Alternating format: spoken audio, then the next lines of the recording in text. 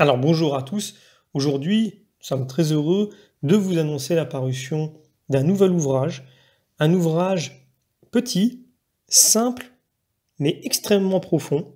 Peut-être vous avez déjà entendu parler de Saint Ignace de Loyola et de ses exercices spirituels. Eh bien, nous allons aujourd'hui vous en dire deux mots.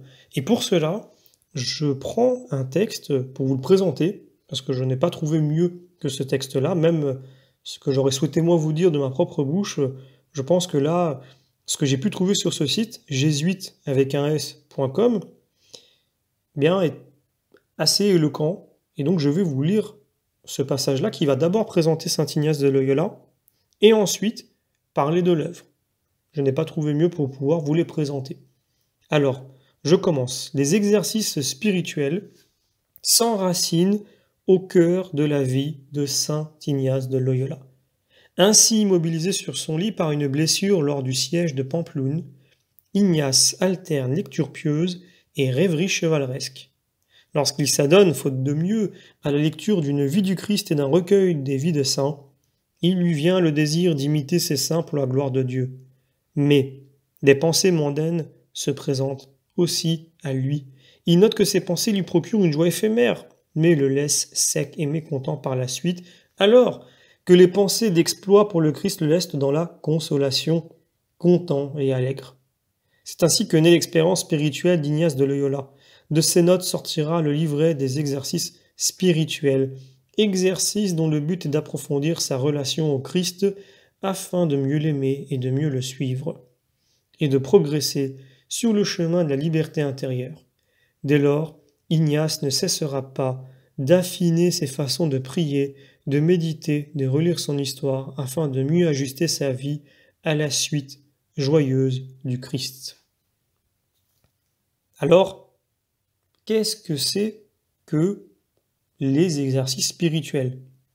Alors ce livre est nourri de l'expérience de Saint Ignace de Loyola pour aider d'autres chrétiens à trouver leur vocation propre. Il est organisé en 4 semaines, prévues pour durer 30 jours.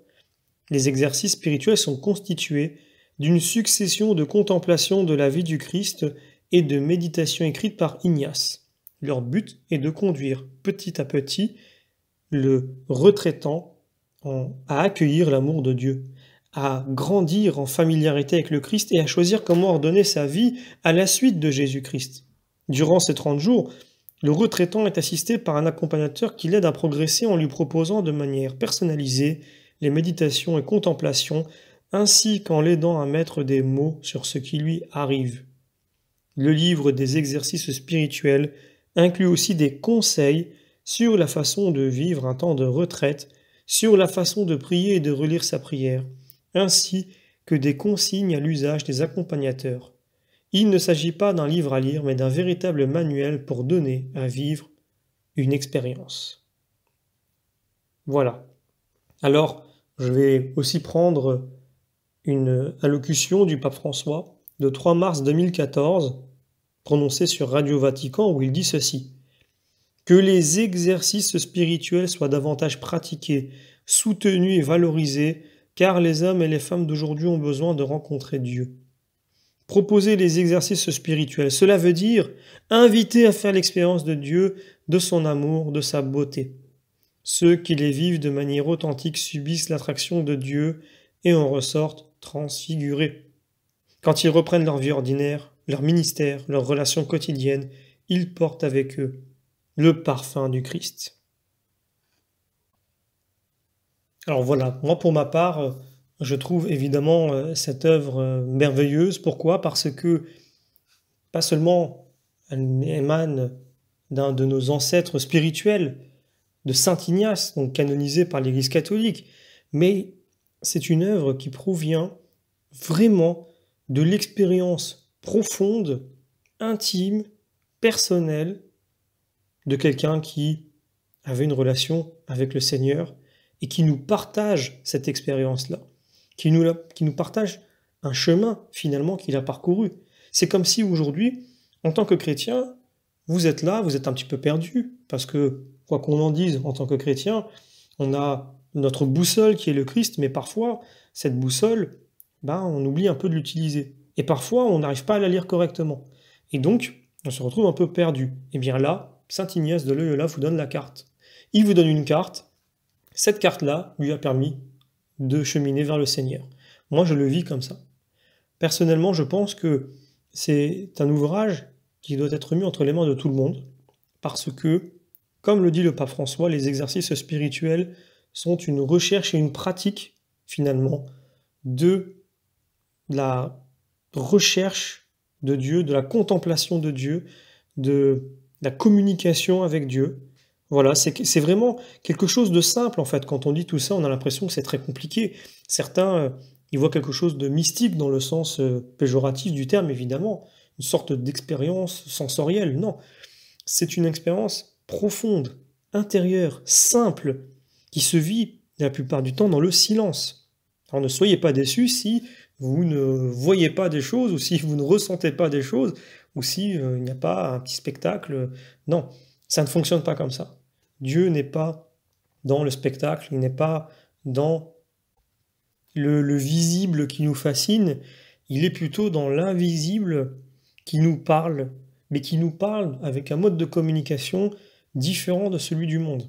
Ce qui implique donc de pouvoir un peu se mettre en retrait du monde, de se détacher, de se braquer sur peut-être une onde différente. Pour ceux qui connaissent un petit peu la radio, comment ça fonctionne, eh bien, ils se disent, bon, nous, on va plus se capter sur cette onde-là parce que on voudrait capter une autre source d'information, et celle de Dieu, eh bien, elle passe par le silence. Elle passe par l'intériorité. Donc finalement, là où il n'y a pas vraiment d'image et de son, là où il y a autre chose.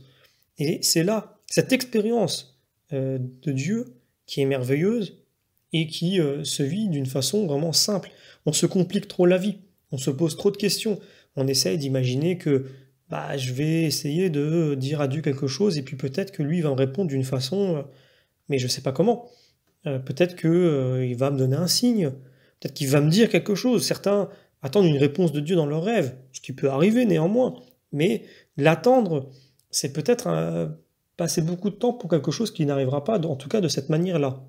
En revanche, se dire que se détacher du monde, réussir à créer cette relation avec Dieu, mais dans son fort intérieur, dans la plus grande simplicité, dans le silence, dans l'attente humble, peut-être de n'avoir pas de réponse telle qu'on l'entend nous. Et c'est ce qui arrive la plupart du temps, évidemment. Et donc, de pouvoir s'en remettre à Dieu, eh bien, Dieu nous répond. Et il nous répond d'une façon qui n'est pas celle à laquelle nous attendons. Voilà, en tout cas, un ouvrage que je suis très heureux de mettre à disposition, parce que je pense que là, pour le coup, je ne dis pas que les œuvres que j'ai dites ne méritent pas toutes d'être lues par tous les chrétiens, mais là, il y a toujours des œuvres qui, évidemment, sont des incontournables et d'autres qui sont peut-être très importantes, mais qui ne sont pas indispensables. Là, je pense que, pour le coup, saint Ignace de Loyola, ces exercices spirituels sont indispensables. Tout chrétien doit pouvoir se frotter à ces exercices-là, parce que c'est pour son bien, finalement. Ce sont des exercices de l'âme. C'est un peu comme celui qui se dit sportif, mais qui ne fait pas de sport. C'est compliqué. S'il ne s'entraîne pas, s'il ne travaille pas les muscles, s'il ne travaille pas son cardio, s'il ne travaille pas les exercices qui lui permettent de pratiquer son sport, ça va être très compliqué. En revanche, il se dit chrétien, choisit de faire un long chemin sur la piste olympique qui mène à Dieu, eh bien, il faut un peu de cardio. Il faut s'exercer. Cet ouvrage-là est fait pour ça. Je vous remercie comme toujours pour votre fidélité, pour vos encouragements. Je ne le cesse à chaque fois de le dire, sans vos encouragements, sans votre prière, peut-être que nous ne serions pas là. Nous continuons à être fidèles à la lignée que nous nous sommes fixée, la ligne éditoriale qui consiste à sortir des œuvres qui sont soit des commentaires des Saintes Écritures, on l'a beaucoup fait au début, là on est un peu plus sur la vie des saints ou la vie des saints martyrs par exemple, là que nous sommes en train de rééditer, et des œuvres, des traités spirituels, là c'est le cas ici, ou des exercices spirituels. On essaie vraiment de mettre à disposition ce qui nous permet de rentrer en profondeur dans la foi catholique, qui elle-même nous permet de rentrer en profondeur dans notre relation à Jésus-Christ. Je vous remercie encore, et je vous donne d'ores et déjà rendez-vous pour notre prochaine parution.